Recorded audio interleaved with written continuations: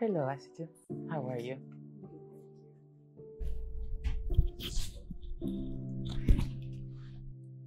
We have a long conversation ahead of us. Can you start by just telling us about yourself? My name is Isatou. I am an individual that loves people. I am very soft at heart. I love to give. I love to support. Just waking up in the morning, looking at someone and smiling, if that makes them smile as well, that is impact. But most importantly, just being able to support people to have a voice, express themselves, say what they wish to achieve and what they aspire to be. And if I can just be that shoulder or be that hand they can hold to move on to the next step, I believe I've done my part. Amazing. You do something very important. Can you tell us about your work? I work at the National Agency Against Trafficking in Persons in the Gambia. In simple terms, we help victims or individuals that are vulnerable to ensure that they don't become victims of trafficking in persons. And where they fall victim of trafficking in persons, we support them get back to where they wanted to be prior to the time in which they were victimized. Can you tell me about a time in the course of your work, a story that really, really touched you? It was a rainy Thursday, another counseling session Thursday at the office. I saw this young lady. Her name was Sona. She was sitting at the corner right next to the exit to the room. She looked very timid. She was giving the feeling of someone that was afraid to speak, afraid of judgment, afraid of what the world and the people in the room would think about her story. So that was really interesting for me. So Sona's story was that she got trafficked from the Gambia to Egypt. And in that process, she was being used as a domestic worker. As usual with trafficking victims, she got maltreated, she was malnourished, she managed to escape. When she escaped, she was arrested and sent to a detention center where other irregular migrants were in that same place. So in the process of them being transported from one facility to another, they got attacked. And when they were attacked, some of the boys that were in the vehicle got killed.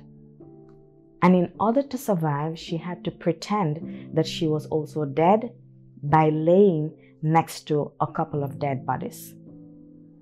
The attackers left and she was rearrested or recaptured again, taken to another facility where she had gone through so much. And you will be surprised to learn that the people that captured her felt she had overcome every challenge that was thrown at her, and she was being stubborn.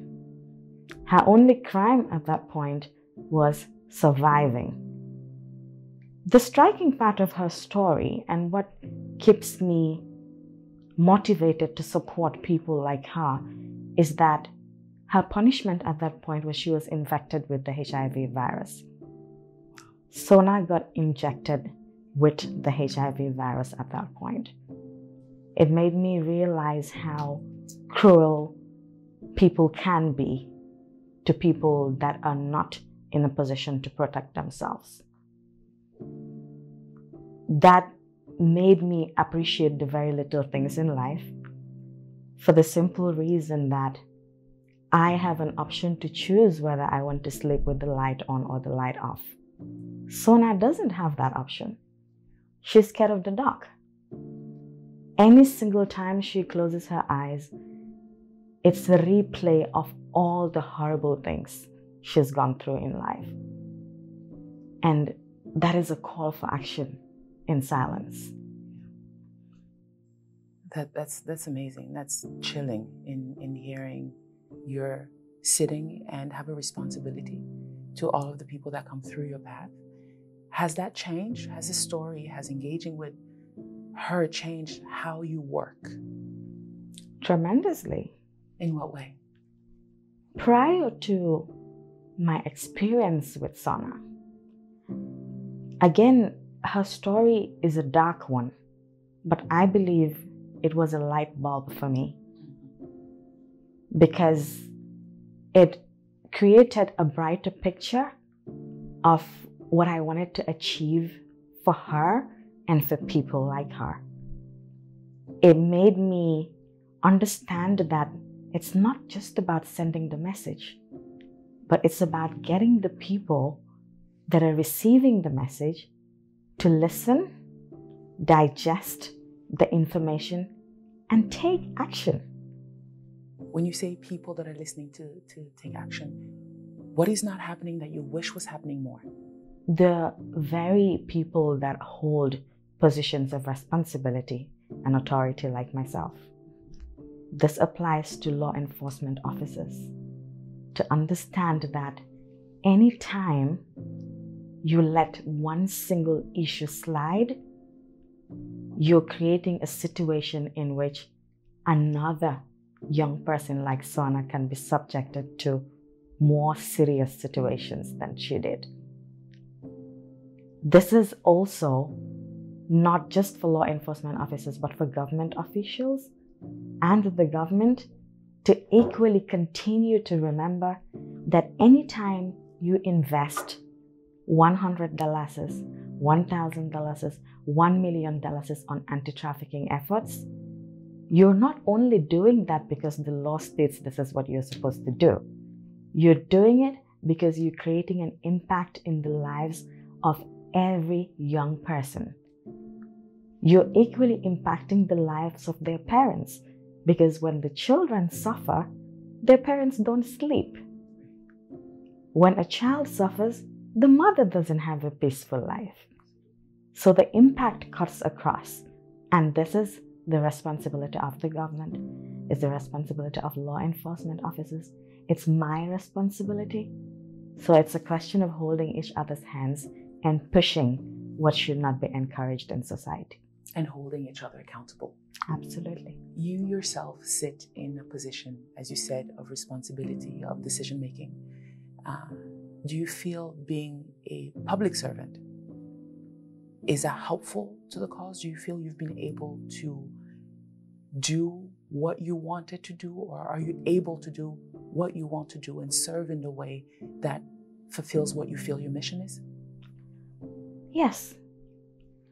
At a personal level, I believe being a civil servant is the best decision I've ever made, in the sense that it allows me to work with the private sector.